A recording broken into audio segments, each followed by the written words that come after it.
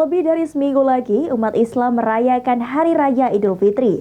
Mayoritas warga Palembang mulai berbondong-bondong membeli aneka kue agar dapat disajikan pada waktu Lebaran. Kurang lebih dari seminggu lagi, umat Islam merayakan Hari Raya Idul Fitri. Warga Palembang mulai berbondong-bondong membeli aneka kue agar dapat disajikan pada waktu Lebaran.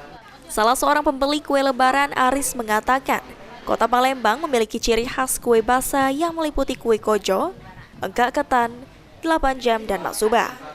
Setidaknya dari keempat jenis kue tersebut paling sering dihidangkan pada saat momen Hari Raya Idul Fitri. Bolu kojo, enggak, 8 jam, sama maksuba.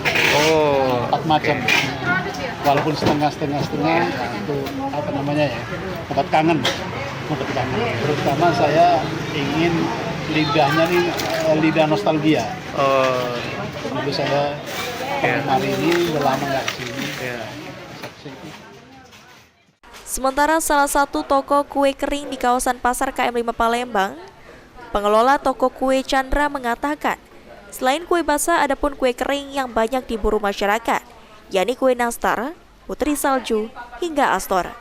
Diprediksi H-3 Lebaran akan menjadi puncak penjualan kue kering. Ya, kacang-kacangan sama snack-snack ringan kayak gini.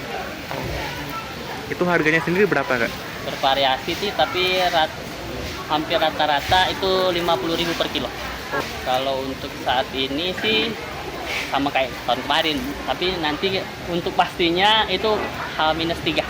Biasanya H-3 itu puncaknya itu. Nah, jadi tahu kenaikan penurunan daya beli masyarakat itu H-3. Hafid Zainul, PAL TV.